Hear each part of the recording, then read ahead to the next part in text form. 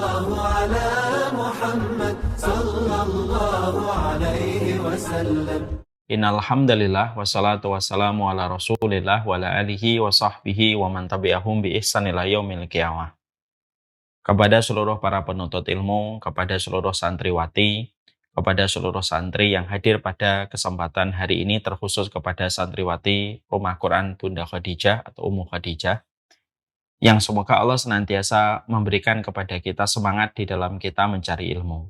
Karena sesungguhnya tidak setiap muslim mereka diberikan kenikmatan untuk memiliki semangat di dalam menuntut ilmu.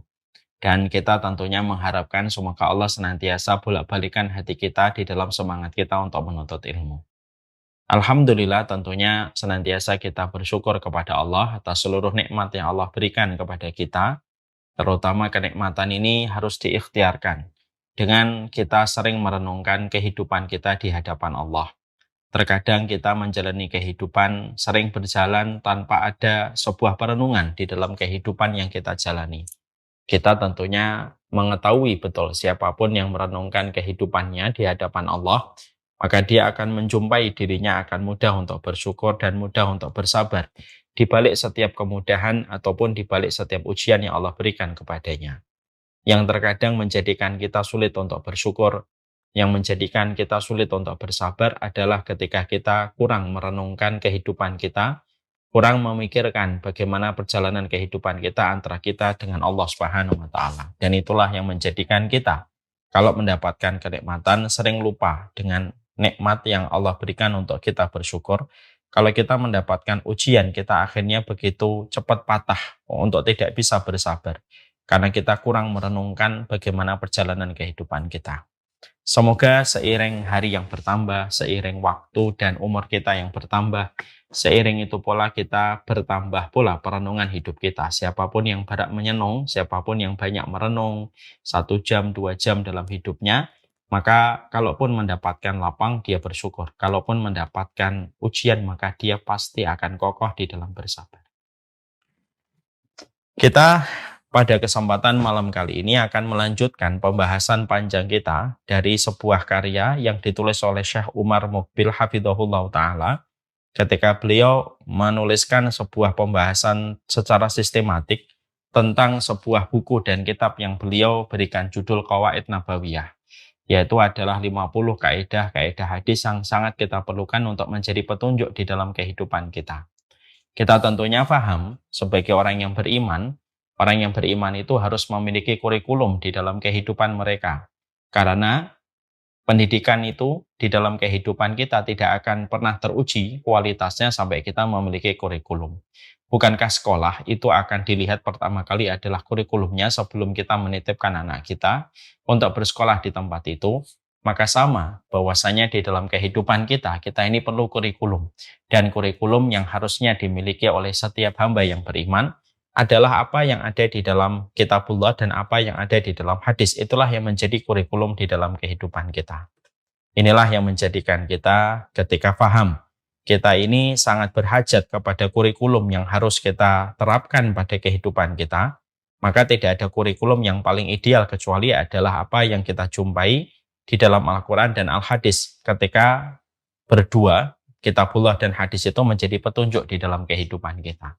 Dan itu merupakan salah satu alasan kenapa di dalam pembahasan kita pada Madrasah Senin Malam Jembatan Meraih Cinta Ilahi, kita membahas pembahasan kitab tentang Qawaid Nabawiyah, karena kita memerlukan pembahasan ini, materi ini sangat kita perlukan, supaya membantu kita membentuk kurikulum di dalam kehidupan kita, supaya kita selamat.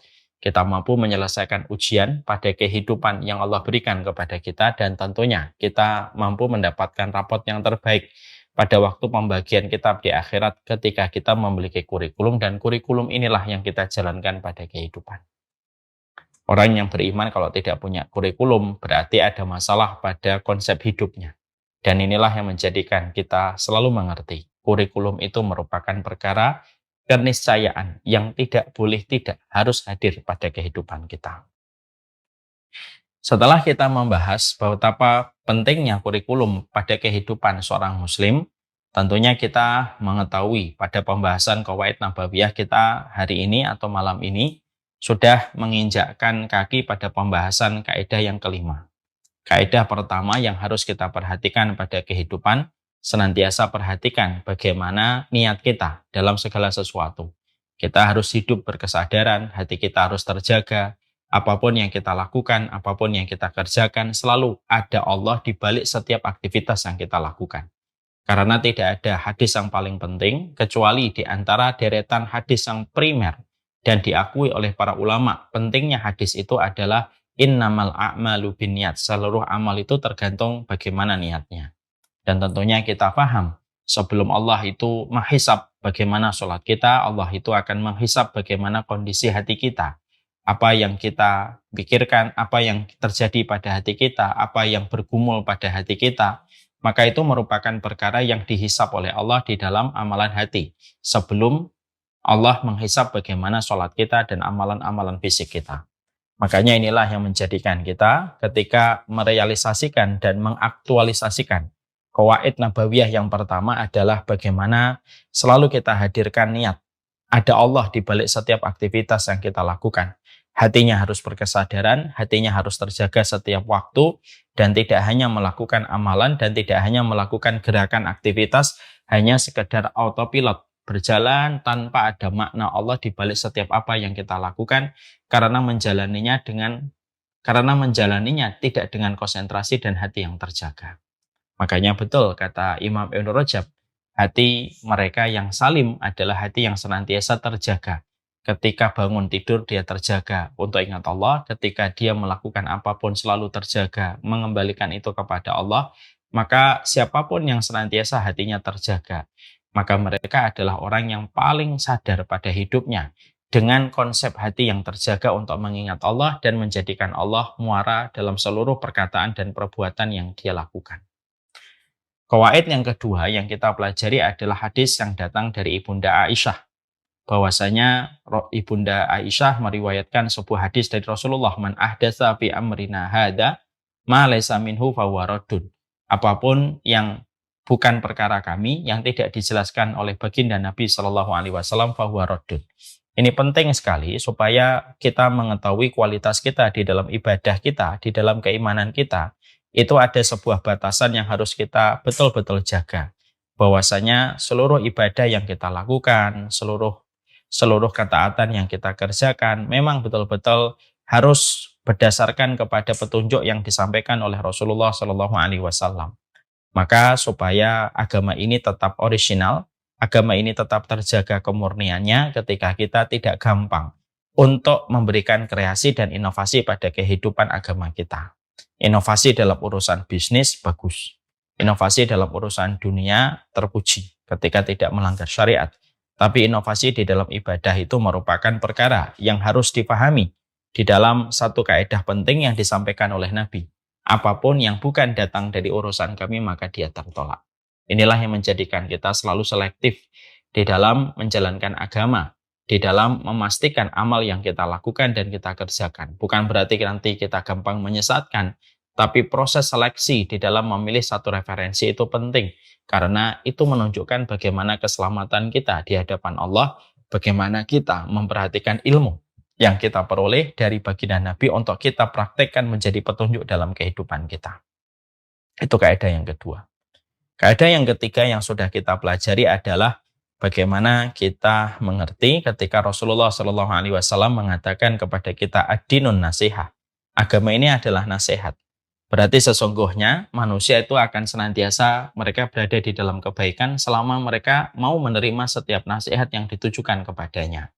Ada nasihat kepada Allah, ada nasihat kepada Rasul, ada nasihat kepada kitab, ada nasihat kepada pemimpin kaum muslimin dan kepada kaum muslimin secara mayoritas. Maka sesungguhnya kehidupan kita akan berjalan baik selama kita mencintai nasihat yang datang pada kehidupan kita dan kita mengerjakan kewajiban-kewajiban sebagaimana nasihat itu diberikan di dalam kehidupan kita. Kemudian yang keempat, kaidah yang sudah kita pelajari adalah innal halala bayyinun wa innal harama bayyinun. Yang halal itu jelas, yang haram itu jelas. Berarti kita ini harus berhati-hati terhadap perkara-perkara syubhat yang tidak banyak diketahui oleh manusia, yang sering diremehkan oleh manusia tanpa kita sadari. Perkara syubhat kalau sudah masuk, maka dia mencemari kualitas dan kebersihan hidup kita di hadapan Allah kalau sudah termasuki dengan perkara syubhat. Itulah yang kita khawatirkan. Bisa jadi banyaknya masalah pada kehidupan kita ya disebabkan karena perkara-perkara syubhat yang hadir pada kehidupan kita. Ketika kita menggampangkan, ketika kita meremehkan, akhirnya kita menyerap berbagai macam perkara syubhat yang merusak pada kehidupan kita dan memberikan kepada kita berbagai macam problematika ketika kita gampang membuka diri kita dan gampang menyerap perkara syubhat. Yang mana Rasulullah sudah mengingatkan, perkara syubhat itu sebagaimana perkara haram yang harusnya kita hindari. Jadi di sini kita sudah mendapatkan mappingnya. Hatimu dijaga, selalu sadar kepada Allah. Pikiranmu di dalam menjalankan ibadah, pastikan referensimu. Yang ketiga, pastikan hatimu siap untuk menerima setiap nasihat dan siap melakukan kewajiban sebagai bentuk agama ini adalah agama nasihat. Dan ketika kamu mengambil rezeki, hati-hati terhadap rezeki-rezeki yang syubhat. Yang sejatinya, kalau kamu berhati-hati terhadap perkara syubhat, Allah akan jaga hatimu dan Allah akan hadirkan berbagai macam keberkahan dalam setiap urusan kita.